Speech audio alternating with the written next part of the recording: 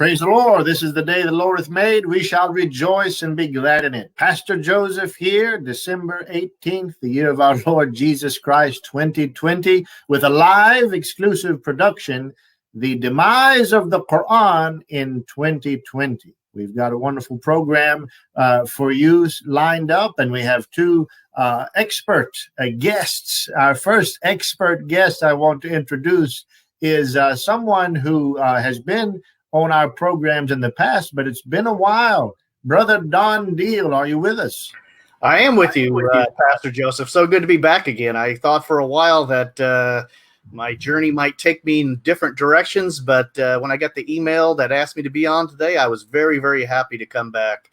I miss you guys, and I especially miss the Middle Eastern food of the Detroit area. Well, praise the Lord, and we pray for an end to this Chinese virus and all of that, so we can meet again and not be completely bound to Skype and StreamYard and all of these technologies. But in the meantime, we thank God for it, and we thank God that you can be with us. And you're now Director of Research and Development at Norman Geisler International Ministries. Can you tell our audience what do you do? Well, Joseph, my duties vary depending on the situation. I research, I write, and I teach. My specific title at this time is I'm the director of the 12 Points Apologetics program for Norm Geisler International Ministries. 12 Points Apologetics is a classical apologetic system where you take someone from the point where they deny that truth can even exist, and you take them through 12 logical steps that leads to the truth of Christianity. Amen. Praise the Lord. Well, that's wonderful. Well, hopefully soon we're going to be joined by Dr. J. Smith. But before we do, perhaps Brother Don. Oh, there he is, Dr. J. Smith. Welcome, brother. How are you? Praise the Lord. So glad. Just in time. 9 o'clock tonight. I've got the wrong hours, so sorry I'm a little late. You came on at exactly the right time. I was just wanting to introduce you, and now that you're here, I can. I think our viewers are well familiar with Dr. J. Smith. He has been on a lot of our programs, and I think at the cutting edge of research and study in Islam, the Quran especially, and the emerging research in the recent years that is well, should we say, deconstructing the traditional view, or at least that which the Muslims put forth of the holy, perfect, inspired Quran that has only have one Arabic version that has been kept and guarded by Allah. Dr. Smith, would you like to say anything else by way of introduction? No, I think you've done a good job. Thanks so much, Moses. Well, thank God for you and for both of you. And I've been looking forward to our program tonight. I know many are. So, Dr. Smith, this idea, the demise of the Quran in 2020, some might say this is a rather grandiose claim. Can you kind of give us a synopsis of the overarching argument that can bring forth such a claim before we get into the details? Yeah, I think to understand that, you need to know what the claims are to begin with, what the claims about the Quran are. And of course, I assume that everybody that's watching knows what Muslims have said about the Quran.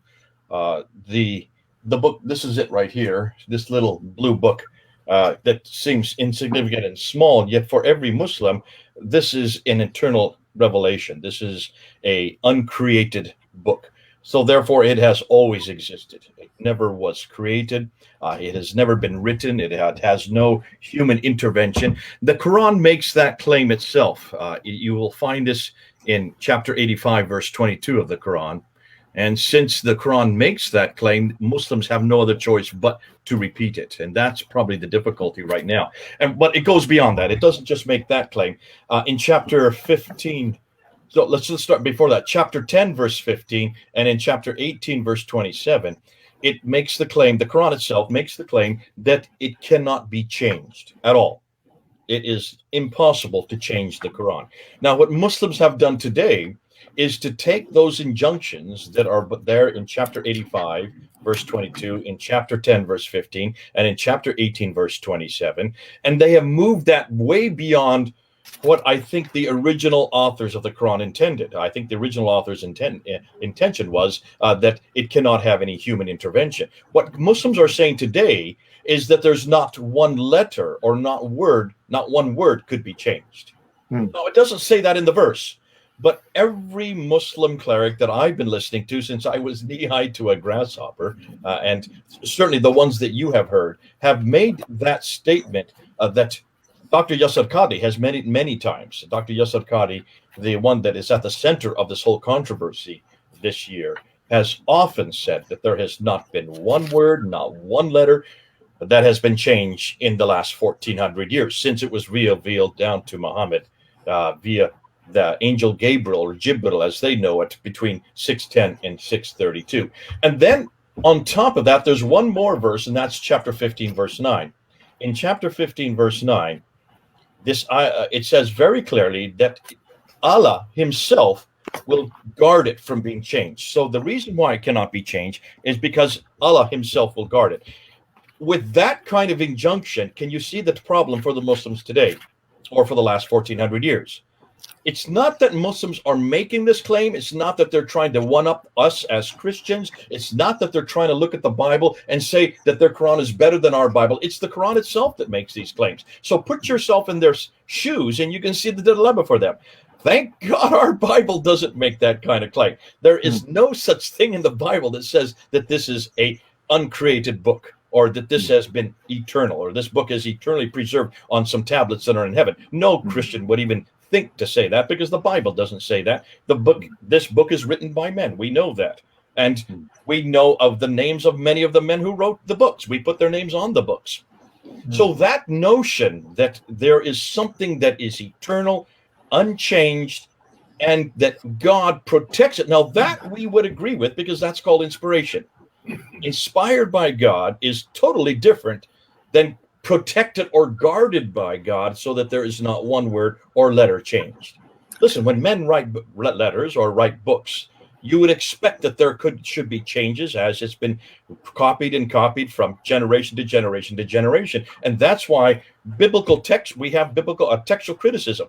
Biblical textual criticism is based on the notion that there will be changes. Therefore, you've got to find as many manuscripts as you can, and you compare the thousands of manuscripts we have. Goodness sakes, we have about 5,300 Greek manuscripts, 10,000 Latin Vulgates, 9,000 in other languages. You add that up, that's about 24,000 manuscripts. With that treasure trove of manuscript evidence, we can pretty well do a comparison between all these. Listen, not just those. We have 19,011 different languages. We can compare language with language and language with language. And that's the beauty of the Bible. The Bible, we know pretty much what the original was just because of the enormous amount of source material that we can go to do a comparison. The Quran doesn't have that. The Quran doesn't have that kind of manuscript evidence. I remember for many years now, when I did a debate with Dr. Shabid Ali back in 2014, we were only talking about 6 manuscripts. The Topkapi, the Samarkand, the Ma'il, the Petropolitanus, the Husseini, and the Sana'a manuscript. That's it. Just 6 manuscripts versus 24,000. Can you see the problem for the Quran? But this idea of immutability, this idea of unchangeability, this idea of preservation, that God would preserve his text from any words, from any letters, from being changed, is an indictment against Islam and against the Quran. Because while you can make that claim, and they have been making it, and listen, I've had to deal with this claim for almost 40 years. 40 years, this has always been thrown at me, that, we don't, unlike you Christians, we have the originals. Unlike you Christians, ours has never been corrupted. Unlike you Christians, we only have one text. Unlike you Christians, every text, every Quran, doesn't matter where you are in the world, every Quran is exactly the same, and it all fits and follows this book right here. This is the Quran they're talking about. This is the Quran they're talking about. Here's the problem. What Quran is this? And what are these right here? Look at these right here. Those are Qurans too, aren't they? And they're all in Arabic, are they not? Yes, they are. This is in Arabic. Those are all in Arabic. There's 9 different Qurans that I have right here that you can buy on the internet. These I got here in the United States. These came from Illinois. I just picked them up in July. Every one of these is different. Not one of them is the same. Not one of them is like this one here, which is the canonized text that was chosen in 1924. This is the Hafs text chosen in 1924, written by a man whose name was Hafs, who died in 796. That's 144 years after Muhammad. Hold on a minute. How can you have a book written 144 years after Muhammad himself and yet claim that that is the text that Muhammad knew? Because Muhammad had been long dead for 144 years. Did Hafs ever live? Did Hafs ever know Muhammad? Did he ever listen to Muhammad? Did he ever hear the revelation or recitation of Muhammad? Did he ever know Jibril? Absolutely not. And that's the problem. This book was chosen, and it doesn't even come from Arabia. It doesn't come from Mecca or Medina. It comes from Kufa in Iraq. Ooh, can you see why we're making, and why this has just exploded? Because this was not known, I imagine, by you or anybody else. I mean, Dean, did you know this before? Based on an email that I got from Jay Smith, yes. Did I talk about this before? No, not until recently. We did talk about it, but not to you guys. Yeah. We never brought this up on ABN. We never brought this up on Trinity.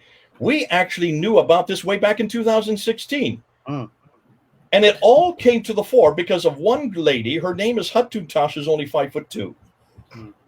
A little minuscule lady named who is 5'2", whose name is Hatun Tash. Have you heard that name before? I saw the video. You're going to hear it. Her name is going to go down in history as the woman that started the demise of the Quran.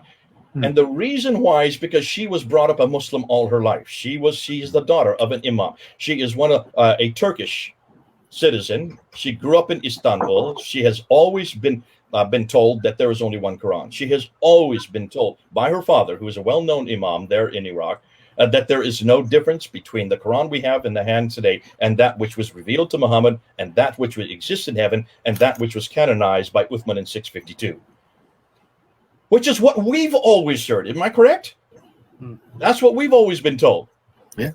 Until she went down to a bookstore in North Africa. She was part of our team. We were up on the ladder. I was training her to get ready for all kinds of other things. And what we were doing back then, we were not confronting the Quran. We were confronting mostly Muhammad. We were confronting everything but this, because we didn't really know that this was a problem, because we didn't even know that these existed. Because I had been told when my studies, back when I was doing my seminary degree, that these are known as Qira'at, and these Qira'at were all dumped into the Nile in 1924. But anyway, she was there in North Africa, and she was doing some training of some people there. And of course, she needed to get a Quran. She needed to get an Arabic Quran. Now, she doesn't speak Arabic herself. She's Turkish. So she went into the bookstore there in this city. I won't tell you the name of the city. And she asked the guy behind the counter, "Could you please give me a Quran in Arabic?" And the guy said, "Well, which one did you like?" And she said, "What do you mean, which one would I like? There's only one Quran." He says, "Well, we have here Qalun, we have Warsh, and we have Ibn Kathir, and we have Ibn Amir." And he started listing about 6 different Qurans, including the Hafs, the one here. And he says, "Which one of these do you want?" Well, she said, "Give me all of them." And so she brought them back to London and showed them to me, and I just started laughing.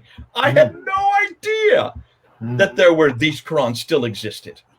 I thought that they'd all been destroyed. I thought that they'd all been thrown away. I thought, believing in my idiocy and my naivety, I assumed that the Muslims had taken care of this back in 1924.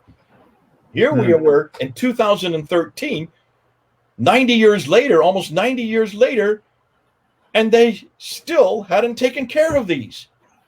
And I said, "Well, how many more can you find?" Well, I went up on, we went up and we looked to see how many there should be, and we came across this list here. Now, you can get this list. It's on Wikipedia. Anybody, you go up to Wikipedia and just put Qira'at, Qira'at. Just write that on Wikipedia, and you will get this list here. And this is the list of all the different Qurans that are considered to be authoritative today. All right? And the first 7 are these 7 right here. These are the major 7. This is Nafi from Medina, Ibn Kathir from Mecca, Abu Amr from Basra, Ibn Amir from Damascus, Asim from Kufa, Hamza from Kufa, Al-Kisai from Kufa. You know, it's 3 from Kufa, 1 from Basra, 1 from Damascus, and 2 from Mecca and Medina. 7 of them. These are the By the way, original 7. Dr. Smith, I'm sorry. Just so the 7, do you think in their Wikipedia or whoever is giving them these sources, you think they're taking a cue from the Hadith? There are 7 ways that the Quran is recited. No. You think that's where they're getting that 7 from? No. Yeah. Where do they get these from? Yeah. Those 7 were chosen by a guy named Ibn Mujahid in 936. That's the 10th century. Ibn Mujahid was a scholar who was living up there in Baghdad. Let me cover. I have to say what is today called Baghdad, because Yasser Qadi really hammered me saying, how you don't even know the name of these cities. Listen, if I use the word Ctesiphon, do you know what I'm talking about? Would you know what Ctesiphon means? Is that Turkey? No. See, No, there's it's in Iraq. It's in Iraq, isn't it? Ctesiphon is the archaic name for Baghdad. Baghdad. Yeah, that's right. That's So, right. I should know. I'm not going to say, if I sit and say in Ctesiphon is where these guys were, no one's going to understand what I'm saying. If I say Fustat, do you know what I'm talking about? No. You should. Fustat? Fustat. It's No. the archaic name for Cairo. No, I didn't know. Bingo. See the problem? So I'm going to use modern day names. All right. Any Muslims watching, don't hammer me for this. I'm going to use modern day names because even my co-belligerents here on the panel with me don't even know what I'm talking about. So that's why we have to be careful that we need to make sure that we put it in the context, in the historical context. Now, back then it was called Ctesiphon and Cairo would have been called Fustat. But certainly in the 7th century, in the 8th and 9th century. And the reason why in the 8th and 9th century, all of these these names started to appear, like Ibn Amir, that's the first to appear. Ibn Amir is right, actually, he's right here. This is the very first of all of these different Qurans. This is it. This is the very beginning one. This is the first guy. To answer your question, this is the first one. His name is Ibn Amir, but look at his date, 736. When did Muhammad die? 632? 632. So did he know Muhammad? No. No, he didn't. Did he even write his Quran in the same century that Muhammad lived? No, he didn't. And he is the very first. Then you have Ibn Kathir, 738, and then you have Warish, 812. You have Ibn Amir, Ibn Qasai, 805, Khalaf, 844, Shobab, 89. I mean, I could go on and on. There are 30 of these, but these 30, the first 7, these ones here are considered to be the best of the best, the creme de la creme. These are known as the readers. That's what qira'at means, the ones who read. These are the original readers. And these are the ones that Muslims will quote you. Now, whenever you hear a Muslim say that there are 7 ahruf or 7 qira'ah that Muhammad received before he died in 632, and whenever you hear that, ask them, okay, what are these 7? What are their names? They will give you these 7 right here. Can you see the problem right there? What's the problem with what I've just said? They came 100 and plus years after. 100, that's 736 all the way up to 805. That's the 8th and 9th century. None of these guys were living at the time Muhammad. None of these these dialects, as they call them, existed at the time of Muhammad. So can you see that's the lie that Islam has been perpetrating, and it's lie after lie after lie. And that's why we caught them out, because after Hatun went around and started collecting these, she came up with 26 of these by 2016. In 2016, we decided to take them down to Speaker's Corner to show the whole world. And I remember at that time, I was going to go down there, and I didn't really want to take them. I didn't really think they're that important, because being the person that I am, I thought, listen, this is nothing more than dots and vowels. That's all we're talking about. 5 dots, 3 vowels. That's it. You're just talking about where you put those 5 dots and where you put those 3 vowels. And these 5 dots and 3 vowels didn't exist in the 7th century when supposedly the Quran revealed. They didn't exist even in the early 8th century when all the earliest manuscripts were being written, like the Topkapi, Samarkand, Ma'il, and all these others. These don't have dots in them. They don't have dots throughout. There are a few dots here and there that have been added at a later date, but not when they were first written. And so you can understand that if you don't have dots and vowels, you only have 16 letters. You only have 16 letters in the Arabic alphabet, or what you know as the razm, the consonantal text. So you have a problem, because with just one little smiley face like this, that could be 5 different letters. One dot above it would now be just a moment, Dr. Smith, just for clarity, are you saying then that the differences in some of these are purely in the diacritical marks, or are they in the actual consonants themselves, or both? These are only to do with diacritical marks. Okay, because I have heard that there is at least a couple differences in some of these, in some consonants, very small. That's a whole different argument. Okay, all right. Don't even bring that argument. That's this argument here. That's this matter. That we're not talking about this tonight. Okay, got it. We've not even got into the consonantal argument. Okay. And you're right. That's a much more devastating argument. That's going to really destroy the Quran. We're just talking about the Qira'ah. Okay, which for those who don't know Arabic or Semitic languages, so basically the letters, as Dr. Smith has pointed out, they are there, but the dots on the top and the bottom, they actually make different letters, or they include the vowels. And so this is the readings, and this is how the differences are that are being asserted in these 7 in particular. That's all it is. Yeah, gotcha. Now, okay. For me, hearing this in 2016, I did the same thing you did. I said, This is not that important. No, it's very important. No, but this is what I said, okay? Right, because as you pointed out, it actually changes the consonants. Hold on a minute. Yeah, but now. You're jumping the gun because you're an Arab. Okay, sorry. Back up. Sorry. Only 15 to 18% of the Muslim world speak Arabic, okay? Yeah. So let's go with the 85% who don't speak Arabic, including Hatun Tosh. So when I brought this up there in 2000, when she brought it up, let me just say when she brought it up and wanted to take him to Speaker's Corner, I kind of looked at her and I said, Hatun, this is just dots and vowels. Nothing very big. Let's stick with the consonants. I just did what you did. Yeah. I said, let's just stick with the consonants. Yeah. That's much more damaging because that's the rhythm. That's the consonantal text. And if you change that, and if you have differences in that, that does change the meaning substantially. She says, Jay, take your academic hat off. Stop talking like an American. You have no idea. Now, Joseph, you're Arabic speaking, right? I am, but I'm not fluent. But I do speak, read, write Arabic. Yes. What's your background? What's your hair in here? Where are you? Iraqi. I'm half Iraqi and half American. Okay. I'm a hybrid. You're a hybrid. Okay, but you. We'll get to you in a bit because you are actually what this is all about. Okay. Okay, it's good. You're gonna like the Quran, a hybrid. Nah, it gets even worse than that. A hybrid means just two. We're going to see what Yasir Qadi said, because talk about hybrid, it goes way beyond hybrid. But so I talked to her and I said, Hatun, who cares? This is not, they're just going to throw it back in our face and say these are nothing more than differences that happened in the 8th, 9th, and 10th century as they were trying to put it together. They were trying to add these dots. Then if once you add dots, you can have all kinds of combinations and recombinations. You're going to come up with all kinds of differences. And she looked at me and says, you have no idea how stupid you are. She says, you're not thinking this through. Every Muslim has been told there is only one Quran.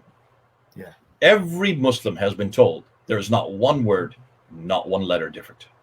Right. Every Muslim has been told if there was one word or one letter, that means man has interfered. Man has intervened. It no longer is preserved. It no longer is inimitable. It no longer can be eternal. It no longer can be uncreated. And more than that, you are now saying that Allah cannot control his own word and that Allah is unable to guard it. That's what we need to show the world, she said. That's what we need to show the world. So I was skeptical when I took these down to Speaker's Corner. I was really kind of skeptical. We did it. She needed my voice because I've got a loud voice. And so we got up on the ladder and we held them up. Tuk, tuk, tuk, tuk, tuk, tuk, tuk. And boy, did we get a reaction. You can go see it. I mean, it's up on Fander Films. Go up and take a look. And I re-put it up there again already. 50,000 people have watched it.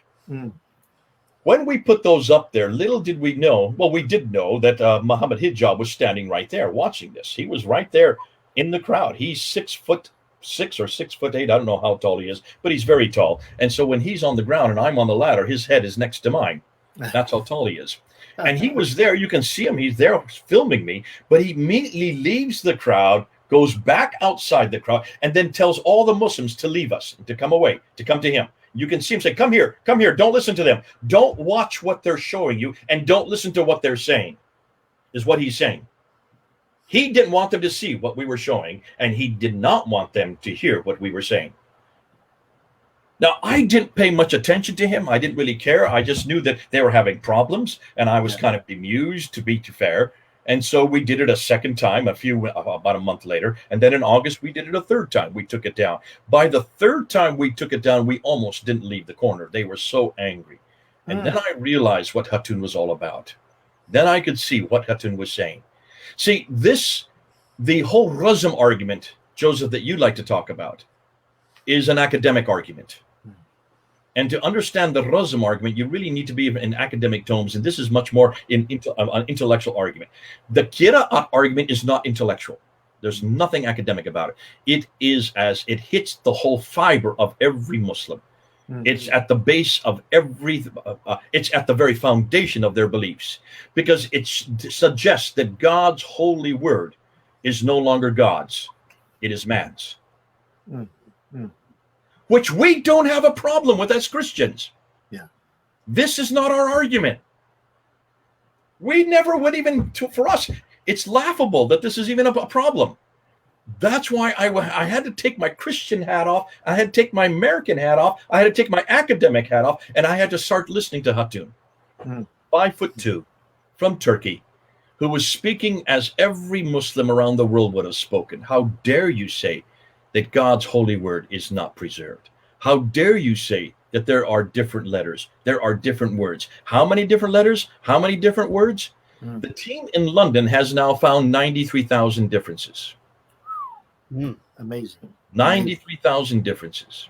Dr. Smith, that's an excellent place to stop. Before we go to a break, our brother Don Deal has been patient. Before we go to the break, brother Don, as Dr. Smith he's like a fire hose of information. We're just trying to take it in. But brother Don, from your position and in apologetics in general, what's at stake here? I mean, I can get it. I'm in the field. I do know Arabic. I'm hearing what's being said. It's extremely important. But for our average viewer, some of whom which are just laymen, they really don't know the argument. Some do, some don't. What's really at stake with what Dr. Smith and others are uncovering now, what he's talking about? Well, one of the biggest arguments used against Christianity is the variations in the manuscripts of the New Testament. That is, that they're somehow held that because there's differences in different manuscripts that make no difference in meaning, that could be one word could be misspelled, or perhaps a rephrase. Say, for instance, the Bible may say the 12 went into a village, and another ancient manuscript may say the disciples went into the village. It means no difference to Christians, but there's those differences because we believe the Bible's inspired but not dictated, and it's not an exact copy of an eternal manuscript. The Muslims are saying something different. They say their holy book is superior because there are no manuscript evidences to indicate there's ever been a change and that it's been dictated and preserved. I'll give you a quick quote from Yasser Qadi himself. This is why he says it's been preserved. He said, quote, "We as Muslims believe that God has protected the Quran from any type of alteration or deviation." He goes on to say, "Because the Quran tells us that God has revealed this Quran and God is going to protect it." That's a good circle. As I told you earlier, I've taken logic at bachelor and master's level. That's circular reasoning, exactly what petitio principii. They're arguing in a circle. You're assuming what you're attempting to prove. That's a fallacy of logic. And it just gets back to what most Muslims I've come across are. They're fideists. They believe because they believe, not because of evidence or proof. And that evidence or proof to them is just a test of their faith. Mm-hmm. Thank you, Brother Don. Well, before we take a break, I'm going to challenge both of you, brothers. I want to hear during this program, is this, if what Dr. Smith is saying is true, which certainly we believe it, but he's going to bring more evidence, does this really demolish the Quran and Islam, or does it merely bring the Quran and Islam onto a level playing field with Christianity? I want to hear that and much more from both of you after this break.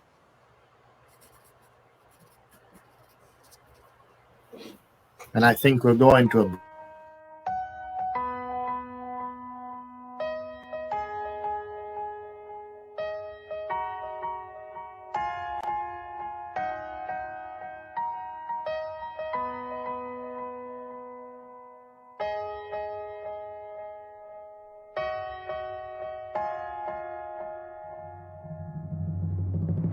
If you'd like to support ABN's ministry, you can give us a call at 248-416-1300, or you can visit our website at www.abnsat.com. ABN appreciates your support and donations.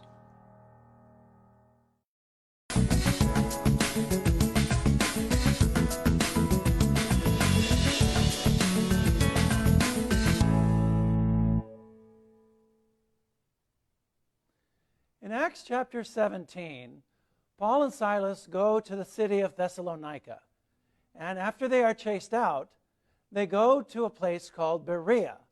And we read in Acts chapter 17, these, that is the Bereans, were more fair-minded than those in Thessalonica, in that they received the word with all readiness and searched the Scriptures daily to find out whether these things were so.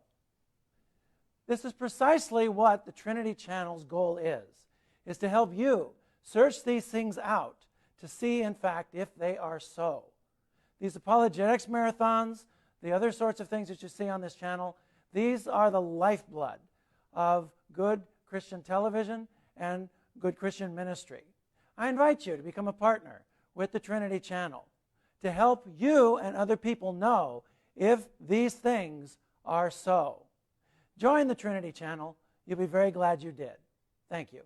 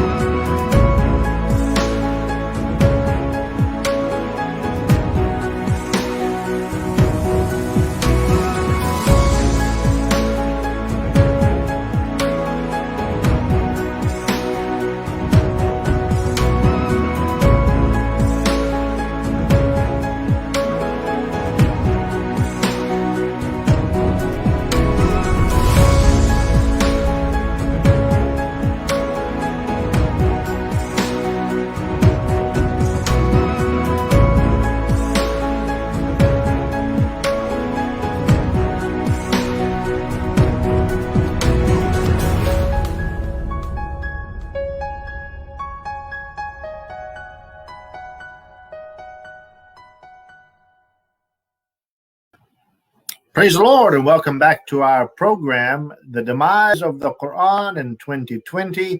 I'm your host, Pastor Joseph, along with Dr. Jay Smith, as well as Brother Don Deal. And we are thanking God that we're able to preach the gospel of Christ and also hold it up as a bright and shining light against the Quran, which we as Christians do not believe is inspired of God. But admittedly, even by Dr. Smith, we've been at a disadvantage in the debate. We come at a disadvantage, and I guess because, for one reason, as you mentioned in the beginning, Dr. Smith, the church has not been systematically destroying Greek manuscripts throughout, whereas in Islam, it seems that there is either always been a suppression, a destruction, or a denial of any manuscripts in order to protect what you're basically asserting is an illusion of one perfectly preserved, uniform Arabic text. Is that correct, sir? Yeah. And I would go one step further, that in Islam, they've never had any historical textual critical edifice to really ask the questions we've asked of our Bible. When you look at these 9 that I have here, how were these chosen? I don't know if you know. Do either you or Don know how these were chosen? No. By Ibn Mujahid. Now, Ibn Mujahid just chose the first 7. You have after that it comes Al-Shatibi, who then chooses the next 14, 2 for each of the 7, 2 students for each of the 7. Notice the riwayat. They are chosen between, and those he chose those in 1194. That's the 12th century. Then you have another one, Al-Jazari, or Jazari, who in 1429, look at the date, 1429, we're talking about the 15th century, who chooses the next 9, 3 readers and 6 students, riwayat. So that's now 9. By the 15th century, you then have 30. You have 30 of these qira'ah. 30 of them. That's what you have there on this paper right here. There's the whole 30. There's the 3. Here's the 14. There's the 7. Here's the 14. There's the 3. And here's the 6. So 7, 14, 3, 6. You get 30. It takes them 800 years to finally choose these 30. 800 years. Now, what is that? How is that in contrast to the Bible? Well, it was because we're not talking about translations here. These are all Arabic. All right. Every one of these is Arabic. It's as if I were to tell you that we now, by the 9th century AD, we have chosen 30 different Greek Bibles. Every one of them is different. 30 different Greek Bibles and another 30 different Hebrew Old Testaments. Do you see what the problem we would have? Yeah. Now, Dr. Smith, here's a good point for clarification, again, for the layperson. Brother Don Deal, who will one day be a doctor, we believe, as he's studying for his PhD.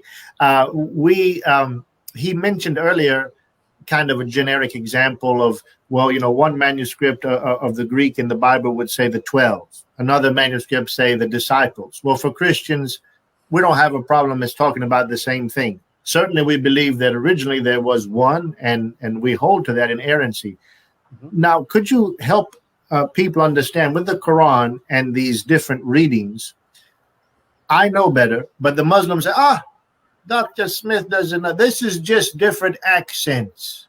Now, can you give our people perhaps maybe an example? How much does this change? Does this actually change any meaning of any verses of the Quran? Could you give us an example? I could give you just between these two right here. The two most popular ones. These are the two most popular. Let's say these two right here. This is the Hafs, the Warsh, and the Hafs. Yeah. There are 5,000 differences just between these two in every case. Now, when we went down in Speaker's Corner and we actually held them up and showed them, we didn't just stop by holding them up. We also went and showed slide after slide after slide. I had 70 that I could have showed. Slide showing the Hafs versus the Warsh, the Hafs versus the Qalun, the Hafs versus Kasai, the Hafs versus Al-Duri. The Hafs always against everybody else. Yeah. I had 70 that we had there at Speaker's Corner, and we were showing them. The Muslims were grabbing them from our hands and trying to rip them up. Fortunately, we had put sellotape on them so they couldn't tear them. They had never heard them. And we were showing that these were absolutely, in every case, they changed the meaning. In some cases, they changed the practices. In some cases, they changed the doctrine. In almost every case. But that's not the problem. No one's asking. So you're asking like a Christian, does this change the doctrine? Right. Is it disciples or is it the 12 that go up in the upper room? That's the one that Don was talking about, where they went up to the upper room. Did the 12 go to the upper room or the disciples go to the upper room? Who cares as a Christian? Muslims would never admit that. Yeah. You can't even have a letter difference because that means that there's human intervention. So as a Christian, we say, well, does it change the meaning? Listen, no Muslim would have asked that question. Right. That's why Hatun gets it much better than you and I get it. Yeah. I would suggest, listen, who cares? Because I'm as a Christian, I'm looking through Christian eyes. I would want to make sure that they don't change the meaning or the doctrine or the practice. Sure. But any Muslim, and that's why Yusuf Qadi was so shocked when Muhammad Hijab held out his hand there in that interview on June 8th and says, I'm going to give you a blank piece of paper and I want you to tell me which one are you going to write here? On a blank piece of Musaf. He said Musaf. What are you going to write? Is it going to be Qalun? Is it going to be Hafs? Is it going to be Warsh? Is it going to be Kasai? Which one? Is it going to be Al-Duri? And look at Al-Qadi's reaction. Do not ask me this question. Sorry, that's Al-Qadi. You do not ask me this question. We do not talk about this in public. That's right. Yeah. Especially not on camera. And Muhammad Hijab, who had been in the crowd 4 years earlier and was calling all the Muslims to come to him, now was going to the world authority on this very issue. The one person that should know the answer, the one person who got his PhD at Yale University in 1995 on this very issue. And his reaction was, do not ask me this question. And then he went on to say, this is the most difficult question for Muslim scholars in the last 1,000 years. And Muhammad Hijab says, wait a minute. This should be easy. Yeah. This should be easy. He finally said to Muhammad Hijab, is this what gave you the crisis of faith back at Yale University in 1995? No. I didn't have a crisis of faith. I had a crisis of knowledge, he said. He said, I am absolutely preserved that the Quran is the word of God. I am absolutely, without any shadow of a doubt, that there has been no change, not one letter, not one word. I know that Allah can guard his word. He went into what I call the Islamic dance. He started going into this mantra where they just say the same thing that they have always been saying since they were 8 years old. The first time they heard it, they just repeat it. I am absolutely, please don't change my mind. My mind's already made up, is what he was saying. Well, Dr. Smith, can they... started clapping. And I said, this is what we see every Muslim say. Yeah. And then he said something that was fascinating. He said, when Muhammad Hijab said, well, wait a minute, this should be easy to answer. And he turns to Muhammad Hijab and he says, you in the East, you have holes in your narrative. There are holes in the narrative, in the standard narrative, which is your narrative. But see, I live in the West. I belong over here. I live in Houston. I'm here in the United States. And I had to go to Yale University, and I had to hear this in Yale University. It didn't bother my faith, but it certainly bothered my knowledge, because he said, we in Islam, we have a respect for the Quran. And we only go so far. And then he says we have a red line. So it was an imaginary red line beyond which we don't go. There are certain questions you just don't ask of the Quran. But at Yale University, there are no red lines. You can ask any question you want. That's the tradition we come from. Yale University is based on biblical textual criticism. In Yale University or any university here in the United States, where do you think textual criticism, where do you think it was grown? How do you think it got matured? On the Bible. Where do you think source criticism got matured? On the Bible. Where do you think redacted criticism was matured? On the Bible. Every one of what we know as historical criticism has done all their work, basically weren't introduced or invented on the Bible. They were matured on the Bible. And that's why we have Yale universities and Harvard universities and all kinds of other universities. Why do you think so many people come to the United States to go to our universities? Why is it that they are the best in the world? Because we do not have red lines. We do not have questions you can't ask about the Bible. You can ask any question you want of the Bible. Why do you think you have this program? Why do you think you invite people like me on board? So that we can ask everything of the Bible and demand the same thing of the Quran. And the very things that we are asking of the Quran have already been asked by Wellhausen back in 1800s. He asked the same thing of the Old Testament. He said, how can we listen to a man named Moses who there was probably no writing at the time of 1400 BC? He said very clearly that there are different authors. There couldn't be just one author, because you have the JEDP, the documentary hypothesis, introduced. Now, someone's just putting up a sign here that the Shia Muslims don't accept the other qira'ats, they accept Hafs only. I'm an Arabic speaker. Be careful. Be careful. It's not a Shia. This is not a Shia-Sunni divide. The Hafs is only accepted since 1924. I'm sure he is an Arab speaker, but you need to make sure that you source what you've just said there. There's no difference between the Shia and the Sunni on this argument. This argument was put together, was created, was canonized in its latest form. But remember, there have been 5 canonizations of the Quran. This is number 5 in 1924. You had the first one in 652 with Uthman. You had the second one with Ibn Mujahid in 936. You had the third one with Al-Shatibi in 1194, and then you had the fourth one with Al-Jaziri in 1529, and then you had the fifth one, which would be the one that was in Cairo by Muhammad Ibn Ali Husayni al-Haddad. He was the one that canonized the Hafs text for both Shiites and Sunnis. There's not a difference in Shiite and Sunni as to what Quran they're using today. But why is it that book is used today now all over the world? It's not just because of one man named Muhammad ibn al-Husayni al-Haddad, who comes from Al-Azhar University there in Cairo. That was only for Cairo that he canonized it, for only one city. In 1936, it was then enlarged for all of Egypt, but it was King Fahd himself there in Saudi Arabia, who in 1985, so we're just talking about 35 years ago, in 1985, who canonized it for the whole world, Shiites and Sunnis together. So it's only 35 years old. And now that means, Joseph, you and I and Don are all older than this Quran. Can you understand the problem there? So, yeah. but beyond that, can you see the difficulty? Getting back to the question that I asked about 10 minutes ago, how did they choose these? Well, let me ask you this, Joseph, Don, how would you choose if you were suddenly a manuscript was plopped into your office, right? If the manuscript was plopped into your office, brand new manuscript that was in Greek, what would you do if it was put on your desk? What's the first thing you would do? Brother Don. Language expert, because though I've studied Greek at a basic level in seminary, I'm not an expert. I would not know how to read it properly.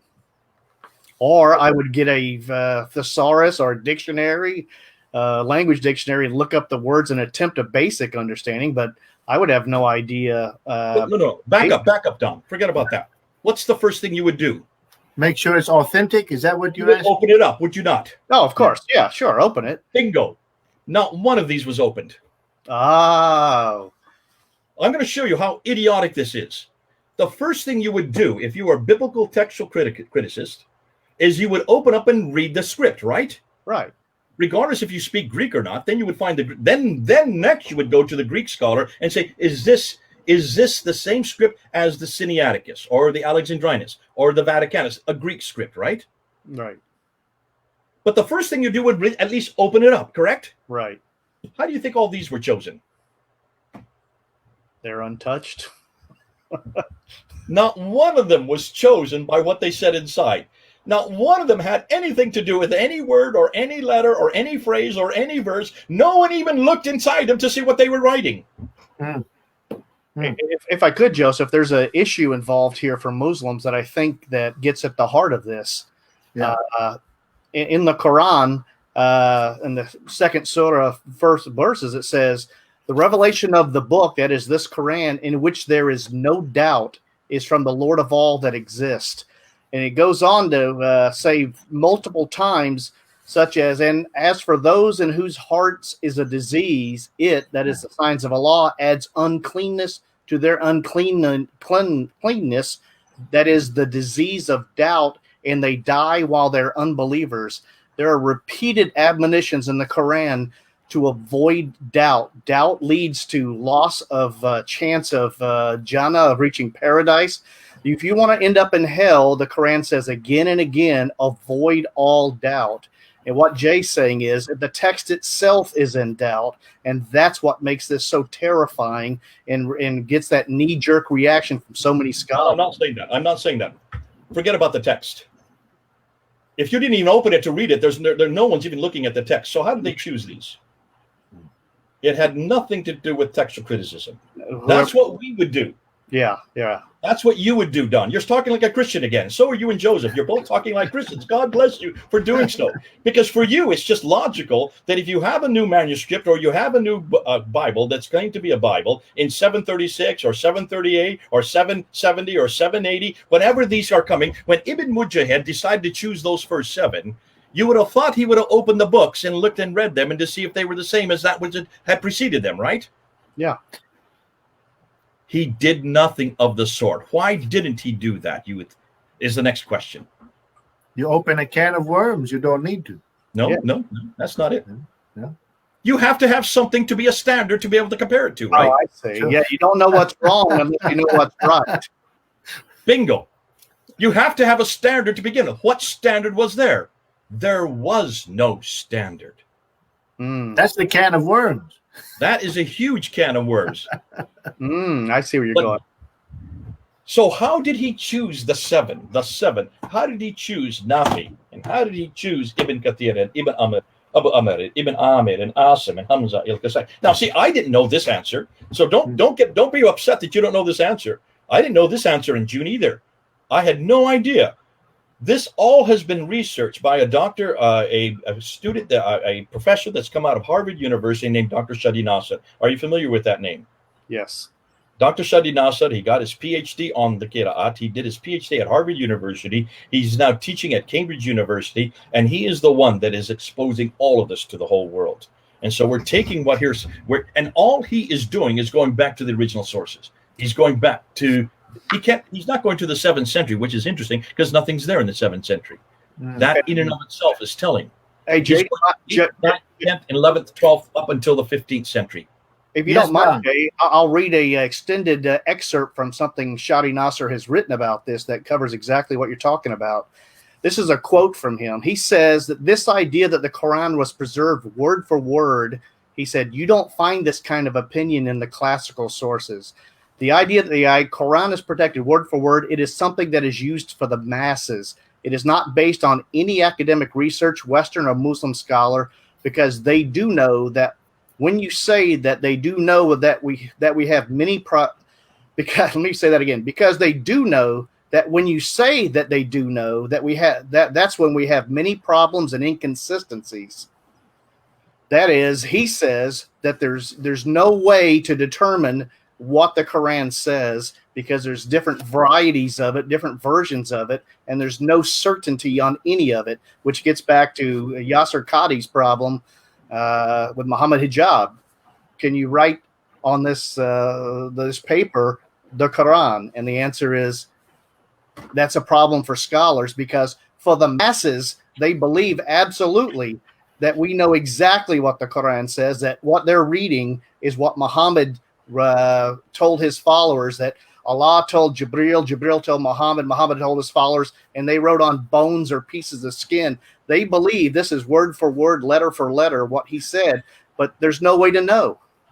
Well, Brother Don, thank you for bringing that up, and we're about to go to our next break. But before we do, I want to ask Dr. J. Smith, do Muslims have the luxury of simply falling back to an argument more similar to ours and say, well, yes, okay, there's all these Qira, but we have the original was in fact inspired.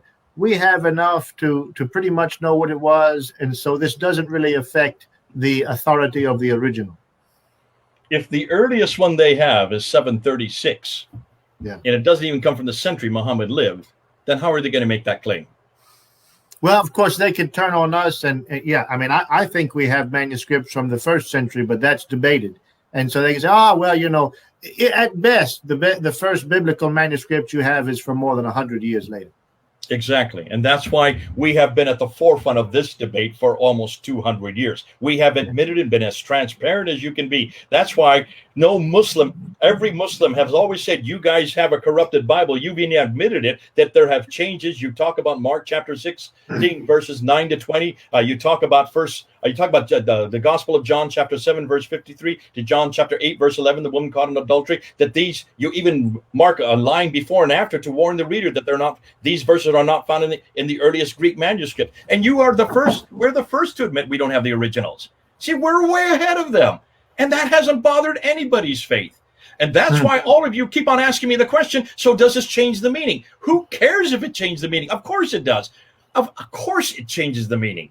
But why are you even asking this question if this is eternal and cannot even have one word or one letter have mankind intervene with one change or one letter? It no longer is inimitable. It no longer is from heaven. It no longer is from Muhammad. And it certainly is not from Uthman.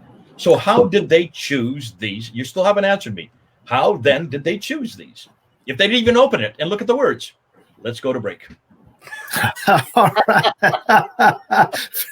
Very good. Well, we're going to go to a break, and we're going to hear how they chose those. And we still have some more questions, and maybe even some viewers have some questions. We'll be right back after this break.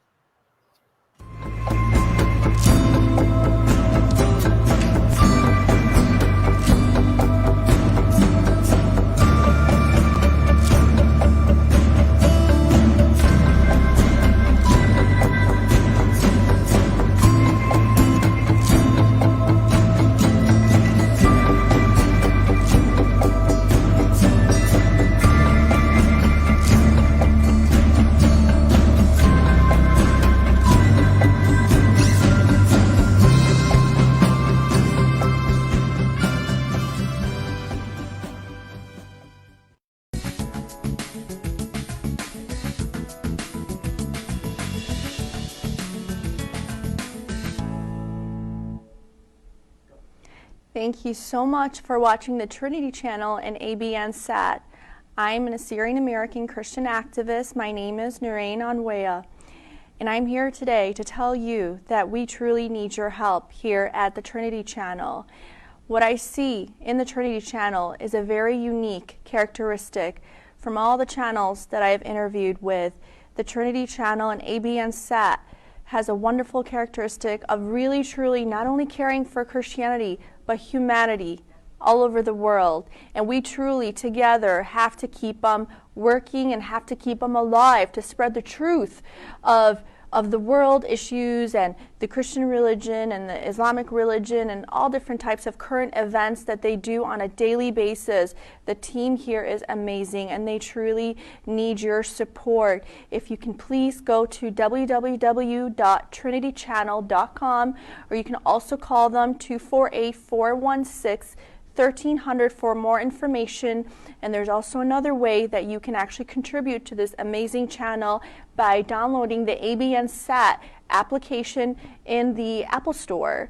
Thank you so much for watching ABN SAT and the Trinity Channel, and we truly appreciate your support because we truly together need to keep amazing channels like this one alive and active.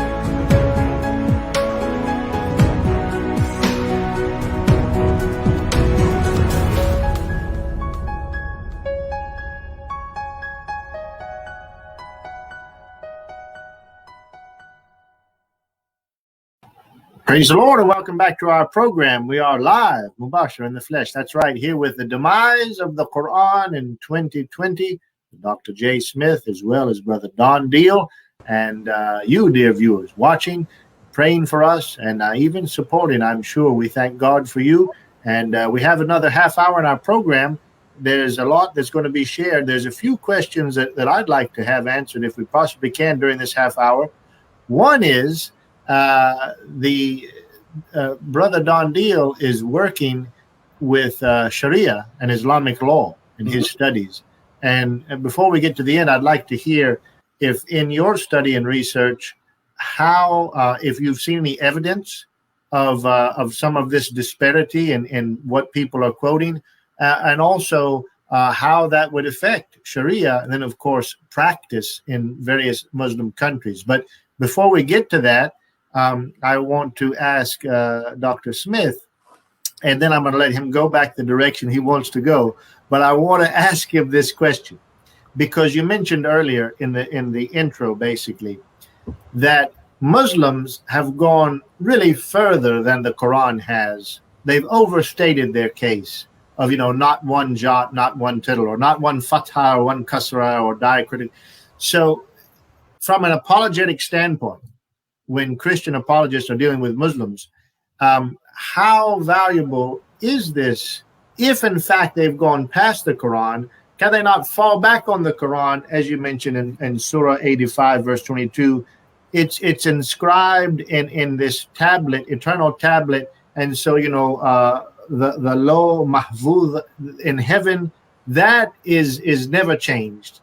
But what some men might write can be changed. So from an apologetic standpoint, do they have that luxury, or is what you're proving actually makes the Quran self-contradictory and therefore destroys the very foundation? I think both end. I think this is one reason why this is causing so much problem and why Yasser Qadi had the meltdown that he had 3 weeks ago on November the 26th. His career is really in jeopardy at the moment. Almost many of the Muslims' career is in jeopardy because the claims they're making for the Quran of not even one letter, not one Dhamma, Kasra, or Fatah has changed is absolutely a stupid claim to make. And nowhere does the Quran make that because the Quran doesn't know about any diacritical marks. When it was written in the 8th century, there were no diacritical marks. When the Quran was written, there was no Dhamma, Kasra, or Fatah. None of this existed. So, of course, it didn't make that claim. This claim has always been made by later Muslims, and it was started in the 11th century by people like Ibn Hazm, who then came across the Bible and realized the Bible and the Quran were two completely different books. So it was from the 11th century that this claim of inimitability, it was from the 11th century that this claim of unchangeability, is from the 11th century that this claim of preservation became the norm, the narrative, and it has then been enhanced and even embellished upon in our day, in the 20th and 21st century, because of the fact that they're engaging with us in dialogue and debate. And the more they engage with us in dialogue and debate, the more that we are finally opening up the Quran. Because listen, they've had the luxury of Westerners not looking at the Quran. We are looking at the Quran for the first time, and we're finding an enormous amount of damaging things in the Quran. Look at all the violence in the Quran. Look what it does with women in chapter 4 and in chapter 3 and in chapter 2. And because of all this damaging material, rather than get into that kind of discussion, all they need to have been doing is, hold on a minute. How can you dare question the internal critique? That's an internal critique of the Quran when this book has always been. This is the only book that has never been touched by human hands. That is a much easier discussion to make because they didn't realize, and to be fair, none of us had done any homework on this. We hadn't done any manuscript evidence. We didn't know what the Qurans we were talking about. We didn't know anything about the Qira'at. This Qira'at and Ahruf argument is only this year. You've never heard this argument before this year, and it's only been in the last 6 months. We've known about it for about 4 years. I've known about it actually for even earlier than that. But as far as it going worldwide, and the fact that we now have YouTube and we're now using the internet to get it all over the world, you can see the damage that is happening. That's why 2020 is a landmark year. This will be the year that the Quran really is. We didn't choose that title by accident for the show. That title is absolutely important because for Muslims, all these claims that they have to make because there's nothing else for them to fall back on. They can't open the Quran and try to defend all these terrible verses from inside. But what they've always had the luxury of doing is say, yes, but at least we have the original. Yes, but at least we know that this is from heaven. Yes, at least we know that God has protected it. And the Quran itself makes those claims. Now we're saying, no, absolutely not. You cannot say it's from heaven. You cannot say it's from Muhammad. You can't even say it's from Uthman. In fact, about the best you can do is from the 8th century, which means it is as man-made a book as you can get. Knowing it's so man-made, can you then see why it really fits an 8th century Arab environment? And I would say not even Arab environment. It has nothing to do with Arabia.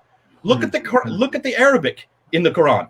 The Arabic in the Quran, the fact that it has the tar marbuta, the alif maksura, the fact that it has the als, those are not anywhere from the central part of Arabia. Those are Nabatean Aramaic, way up from Petra.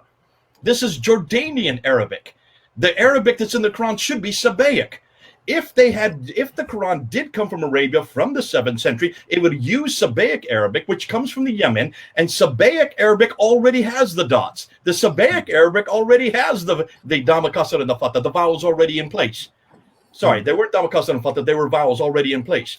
This question would not even be on the table if they had used the right type of Arabic. Obviously, it proves that the Quran doesn't even come from the Medina or Mecca. It does not come from the Hijaz. There's no such thing called Quraysh.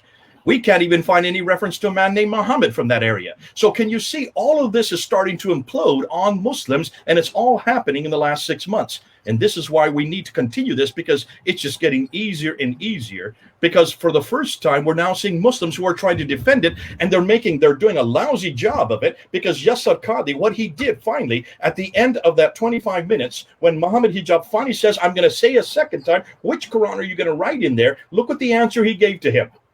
After 25 minutes, he finally says, they are all the Quran. Every one of these is the Quran. A little bit of this, a little bit of that. You put in some hafs, you put in some wash, you put in some al-duri, and you just mix them around. You get all 93,000 differences, and that's the Quran. And I just started clapping. And I said, exactly. Proving that it is not from God, it is not from Muhammad, it is from Warish, it is from Ibn Amir, it is from Kalun, it is from all of these names. That means everybody, there has not just been 30, because these 30 were chosen from 700. 700 different Qurans.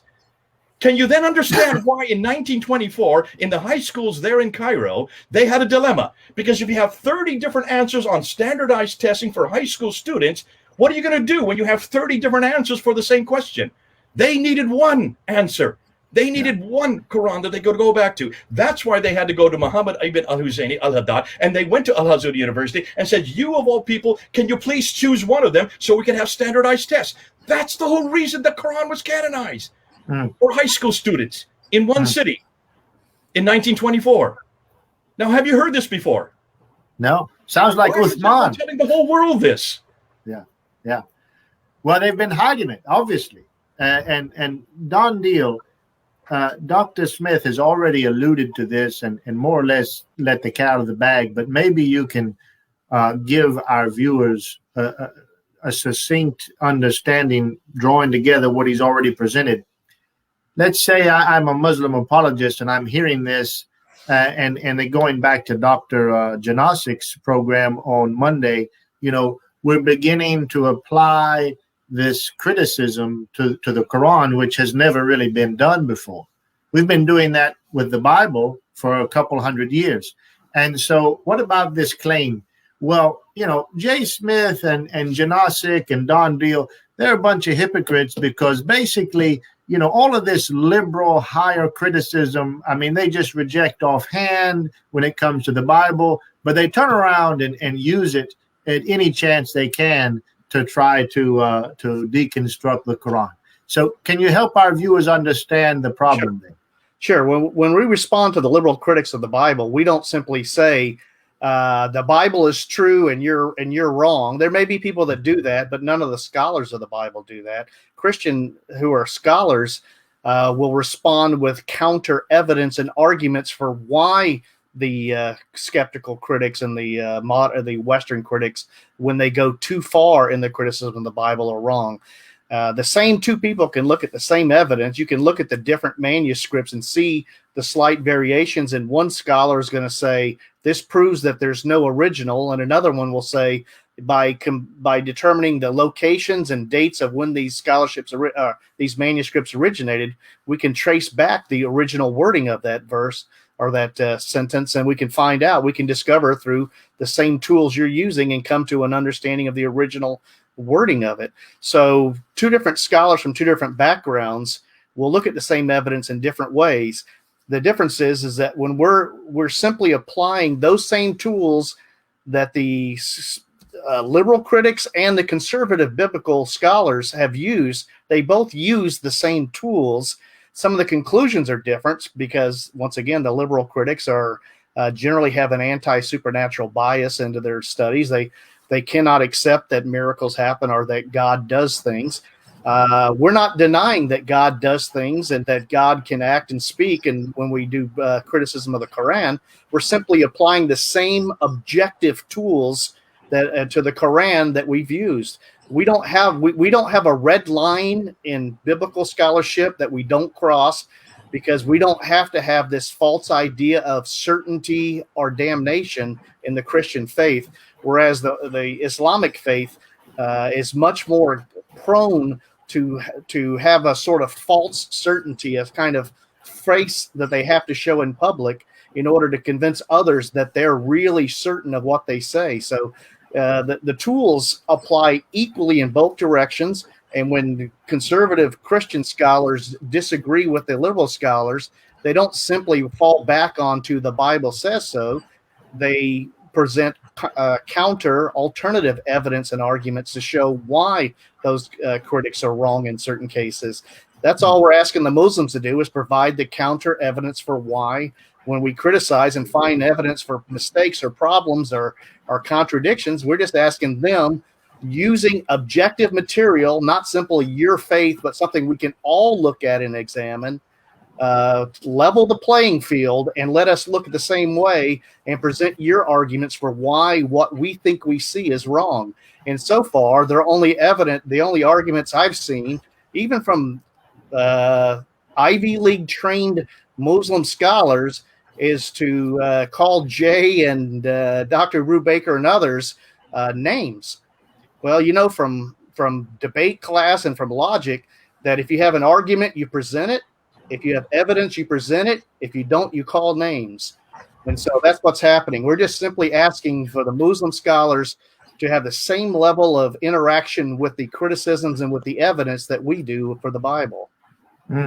Excellent. Well, I don't know if you've heard, Brother Don, but what is it? Tiliab and our other Muslim congresswoman, the Somali, are calling here just today or yesterday, making a big deal about asking social media, YouTube, and others to eliminate, to censor any negative speech against Islam. Now, of course, Muslims have been calling for that quite a bit over the years. But now the fact that YouTube has chosen to really up the ante with censorship, for example, saying we're going to absolutely censor anything that says that there was fraud in the 2020 election. Yeah. I mean, that's pretty heavy-handed. So with a move like that, the cat's out of the bag. Pandora's box is open. Dr. Smith has been one of the main ones to open it, and we thank God for him. Do you all see an increase in suppression of this? Of course, how can they do it? The internet, but the social media, of course, is so powerful. Do you think that this is going to really come around to them actually actively, aggressively censoring our content? I know Dr. Smith, he's probably on YouTube a million different places. What do you guys see with this? I mean, what can the Muslims do? Obviously, they don't have an answer. Well, I was going to say, I think there's two steps that I've seen recently, which is number one, cause trouble either through rioting or threats, such that the people who are trying to prevent violence don't censor them for saying that. They censor the source of the antagonism. They say the Christian speech is bringing out violence, and therefore it needs to be censored.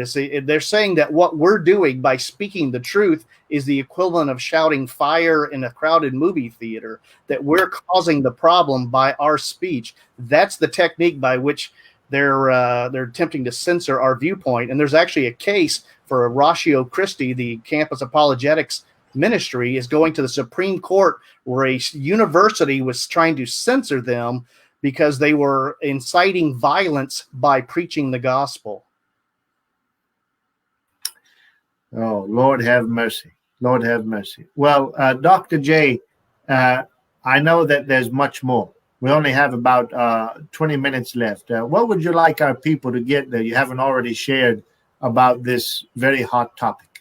Well, listen, we're just scratching it, and there's not enough time in 20 minutes to unpack everything we know. I'm not going to do that. But just bounce off from what you both are saying. Let's be careful we don't get too depressed because of all this, what you're saying. Listen, right now we are not censored. So why in the world don't we use the freedoms we do have to make sure this gets out and get it out full force? I'm getting on as many channels. I'm getting on as many platforms. So far, I have not been censored, but I'll tell you why I'm not censored.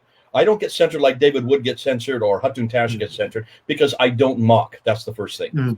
And that's what we must be careful. Do not do mocking. Do not sit there. And for heaven's sakes, do not use material that is going to be, that would border hate speech. Don't get into that type of paradigm. Secondly, this kind of material, if it is historical criticism, if for perchance we do get censored, if we do get taken to court, let's do the same thing that Geert Wilders did when he was taken to court with his movie Fitna.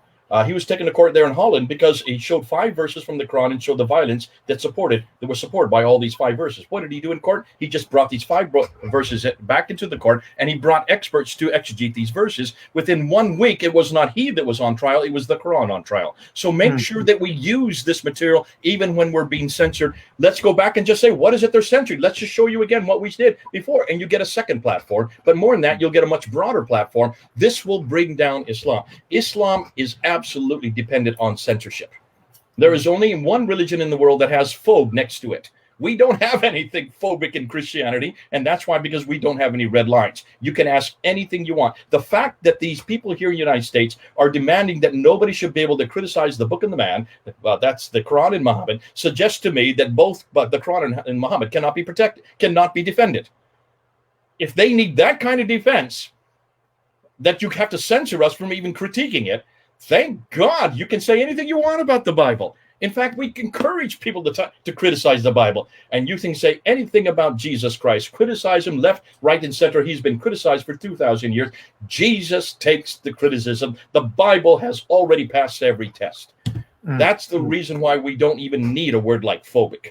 We allow everybody we don't even introduce any red lines. Now, because of that, let's stop talking and bemoaning the fact that this is all getting bad. Let's just keep on hammering away and hammering away and hammering away. And that's the thing that we need to do. And I hope your people are listening. Please don't sit there and wring your hands. It's not that bad. And let's make sure it doesn't get any worse. Let's make sure that we get the material out there. Let's make sure that we get certainly get this information into the public sphere. And then remember that we as Christians are the only ones that really should be doing this, because we're the only ones that can have the antidote.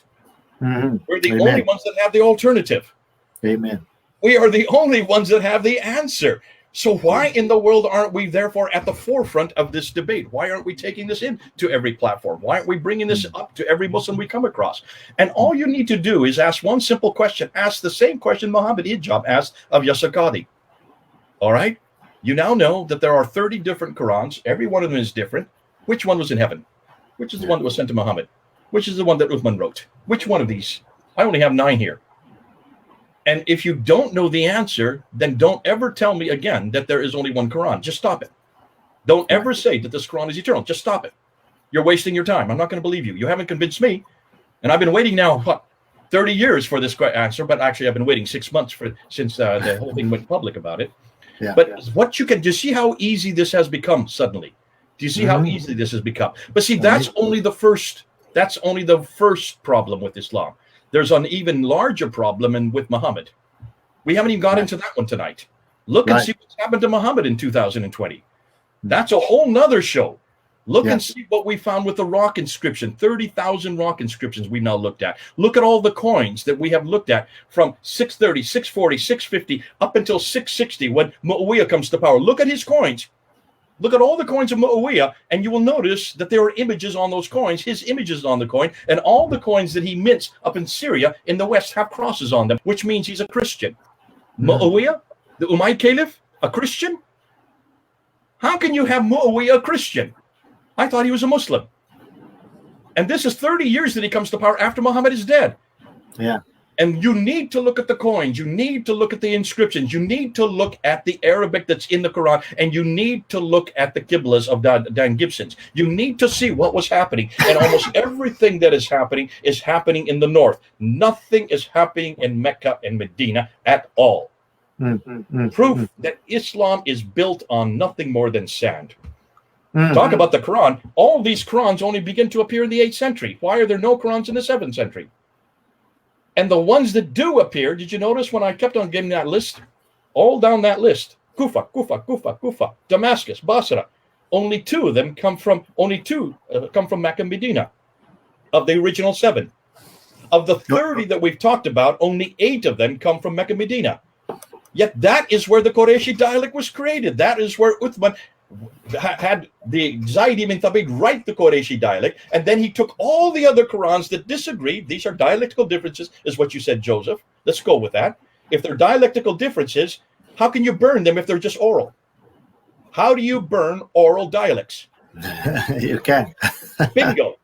You have to burn manuscripts, right? Yeah. You have to burn books. How can you have dialectical differences in Arabic without the Dhamma, the Kasr, and the Fatah? Yeah. Bingo. You can understand what I'm saying, can't you, Joseph? Don, I don't expect you to understand this, but Joseph, can you see what I'm saying? Yeah, of course. Right there shows that there's a real problem that Muslim scholars haven't yet answered. Now take that on board and see what you're going to run with that. So obviously, if this is correct, there was a man named Uthman. Listen, we can't find any reference to anybody called Abu Bakr, anybody called Umar, anybody called Uthman, or anybody called Ali from the 7th century who is a caliph. Not one reference, not one inscription refers to them. Now, Dr. Smith, real quickly, I'm not bringing this up because I believe it, but because you and I actually did a program, maybe, 2-3 years ago. You remember when this manuscript suddenly shows up in London? And Birmingham Folio. Yeah. Oh, this is from the time of Muhammad. This is from just decades from the time, maybe 20 years from the time of Muhammad. So if I'm a Muslim listening to our programs, we say, well, what about that? Doesn't that prove something? Do we have any information further on that? Or Okay, let's go through that real quickly. yeah. Joseph, what do you know about the Birmingham folio? How big is it? Not much. I remember this, though. I remember there's no diacritical, or there were diacritical marks. And I asked you, if there wasn't diacritical marks in Arabic at that time, why does it have it on there? I remember that. There are no diacritical marks. It is just Razam. All right. How big is it? It's about 33 verses, just 2 folios, front and back of 2 pages, right? Okay. And what surahs do they include? 18, 19, and 20. Are there 30 verses in 18, 19, and 20? No, This is just a fraction of even 18, 19, and 20. And what are the stories in those on those 2 folios? The story of the 7 sleepers, is that Quranic? I mean, yes, it is. But is that Islamic? No, it comes before. That is from the 2nd century and the 3rd century. The story of Jacob the Lesser, is that Islamic? No, that's from the 4th century. The story of Moses, is that Islamic? No, that comes from the Bible itself. That comes from 3400 BC. Even the stories that are in those folios is nothing to do with Muhammad, nothing to do with Islam. It's all pre-Islamic. Am I correct? Well, yeah, the information, yeah. All right, now just stop. So they did carbon dating on it, and the date that they got was 568 to 645. 568 is 2 years before Muhammad was born, right? Yeah. Right. 645 is 7 years before the Quran was canonized by Uthman in 652. Do you see a problem there? Yeah, right. Right, it would be too early. Too early. And if you take the median date, which is the most accurate date, that would make it 610. Did the Quran even exist in 610? No, that's the first of Revelation. Did these 3 chapters exist in 610? No. No, but they did possibly exist, because when you're talking about carbon dating, you're only talking about the parchment. You're talking about the material it's written on, and you're talking about the animal, because remember, these are vellum and this is parchment. These are animal skins. You're talking about when the animal died. That's what carbon dates. It does not date the ink. So I will run with that, and I say, yes, the carbon dating is that. If you want to talk about accuracy, let's do carbon dating. Let's look at the Sana manuscript. The Sana manuscript has also been carbon dated. The Sana manuscript is an even older manuscript, and it was carbon dated not just in the London laboratory. It was also carbon dated in Kiel in Germany. It was also carbon dated in Zurich in Switzerland, and it was also carbon dated in France. 4 different countries, all in Europe, all carbon dated, and look at the dates they got from that. When they did the carbon dating on the Sana manuscript, those dates went from 400 AD up until 550. That means all the dates for the Sana manuscript predate Muhammad, predate Islam, predate the Quran, predate everything we know about Islam. If you want to go with carbon dating, then you're going to have to say the Sana manuscript actually existed either 50 to 200 years before Islam. Do you want to run with that? Do you want to go with that? Be careful about carbon dating. Number 2. This is not the Quran. The obvious thing is that this is not the Quran. These are Arabic writings, verses of stories that came apocryphal or after the Gospels. What do you think the Quran is made of? It is made up of story after story after story. These are apocryphal writings. The story of Jacob of Edessa is there in chapter 18. The story of Dual Qarnayn is also there in chapter 18. We have stories in chapter 19. It's full of stories of Jesus and Mary, and these are coming from these are Gnostic writings. These are stories about his infancy. Isn't that interesting? The infancy gospel of Thomas, written in the 2nd century. So these are all stories that have been borrowed right, left, and center. And look and see where they were borrowed. They were not borrowed down in the south, because there were no Jews living in Mecca and Medina. That's another big misnomer. History has proven that there were no Jews that early, that far south. But they were all written. If you look and see where these stories existed way up in Iraq. That's your background. That's why I said we come to Iraq later in the show. Now I'm showing you. These all come from Hira, which is today called Kufa, which is just southwest of Baghdad, which used to be Ctesiphon. Yeah. That's where these were. What is in Kufa? What was in Hira? That's where the seminaries were for the Jews and the Christians. And these Arabs who were there having these discussions with the Jews and Christians, no wonder they were borrowing these material, because they were borrowing these apocryphal writings and they were borrowing these sectarian writings. That's why these writings that all existed in Iraq are the ones that made it into the Quran. But these writings couldn't have been there in the Quran if they were down in the South. That's what Dr. John Wansborough said back in the 1970s, with his 2 books called Quranic Studies and Sectarian Milieu. So we've known about this for over 50 years.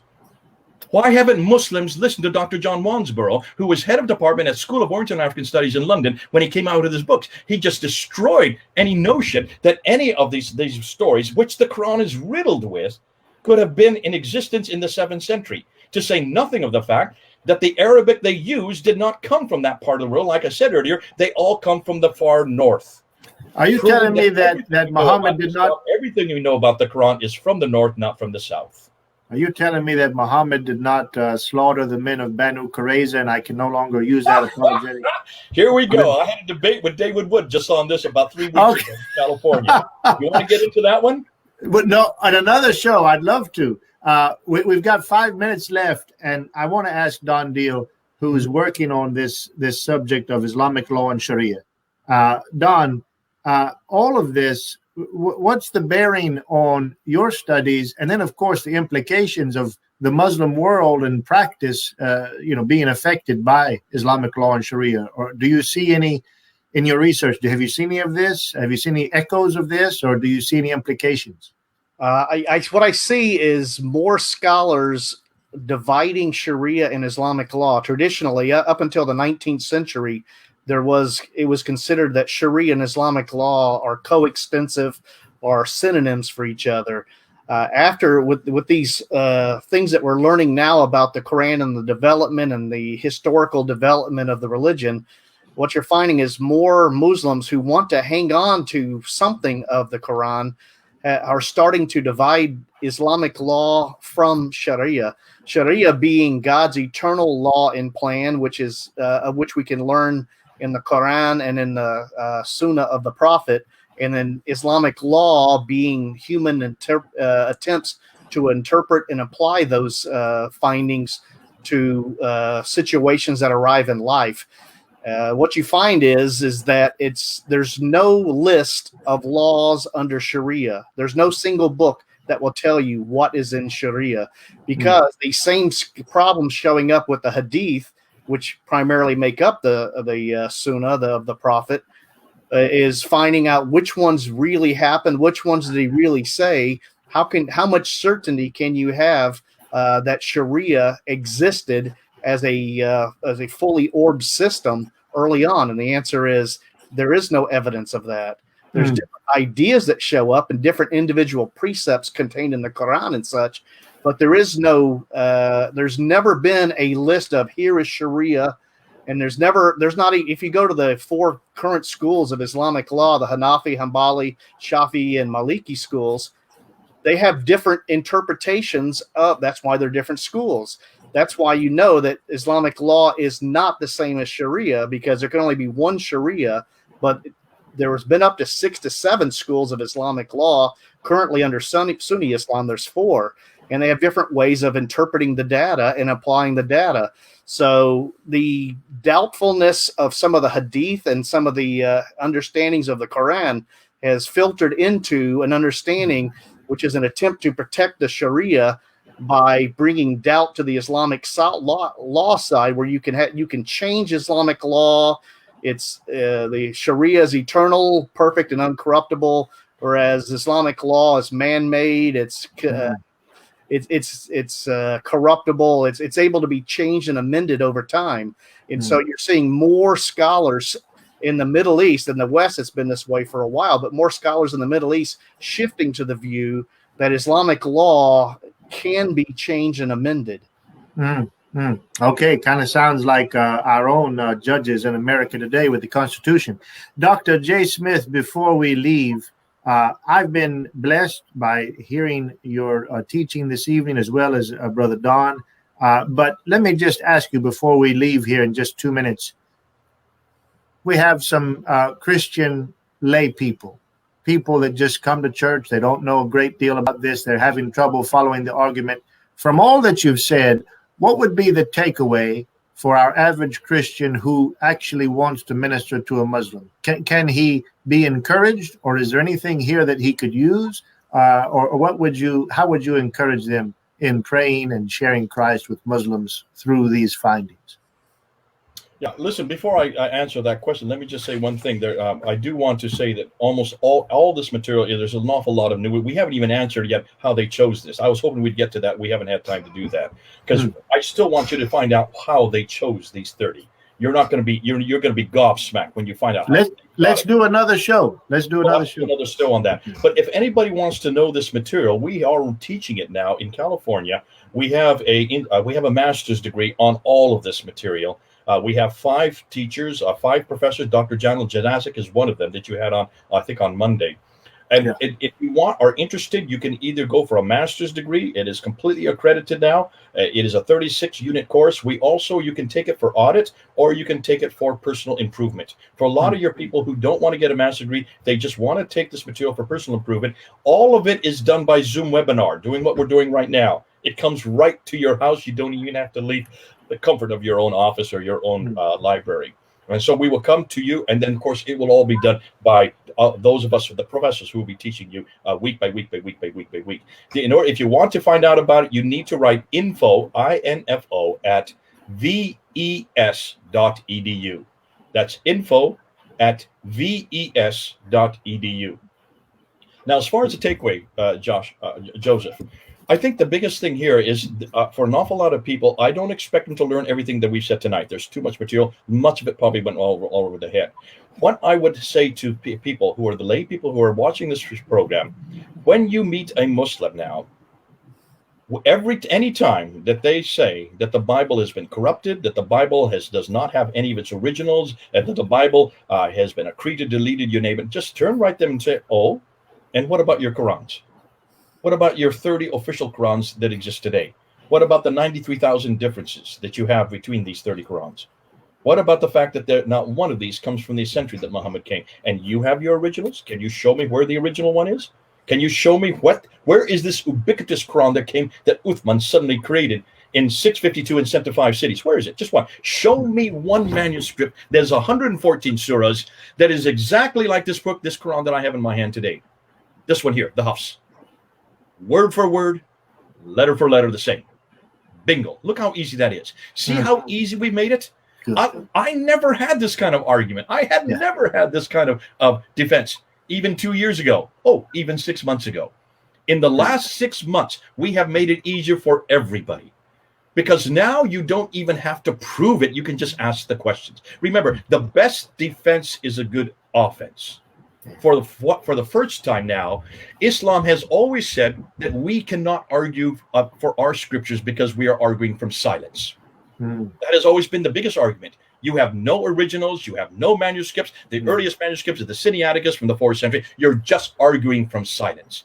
Now, for the first time, we're saying you're arguing from silence.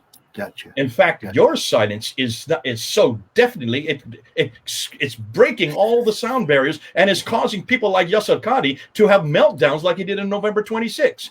If the best in the world cannot even answer a blogger in front of 400,000 people, what to write on that book, what to write on that empty page. That proves to me that your Quran is written by man. It is riddled with change. It has been changed and changed and changed, accreted and deleted, and finally was canonized in 1924, 96 years ago, and finally made official in 1985, which makes me older than your Quran. Now, can you see how easy it is to say that? And that's why I say for anybody who's listening, you don't even have to know Arabic to make this argument. You don't even have to look and open any of these to see the differences. We've made it as easy as possible. It's not we that have made it. It's Yasser Qadi that's made it. It's these Islamic scholars that have made it because they have all been basically all their arguments are based on a lie. A lie that we don't have to make for the Bible. Which means now that every Muslim knows that the Quran is nothing more than man-made book full of errors, then why don't you come on home? Come on home to the Bible. The real book, the only book, which has passed every one of these tests, and it is full of truth and the relevancy of Jesus Christ in the New Testament. He is as relevant today as any day. He is as relevant today as he was the day he came to earth, and the 33 years he lived on earth. That's why come on home to Jesus Christ. Come on home to the Bible. Come on home to the gospel. That is good news. Praise the Lord. Hallelujah. The Bible has been referred to as an anvil that has wore out many a hammer. The Quran, on the other hand, is something quite different, is it not? It's sinking sand. Brother Don, Brother Dr. J. Smith, thank you so much. Thank you, dear viewers, for watching. And we hope, as Dr. J. Smith has much more to say, and I want to hear more, the truth is the truth, but I am a little disappointed that all these hadith stories that I used to use apologetically, now that might be taken out from under me there. We'll destroy that the next time. We'll do that next time. Until then, good night and God bless.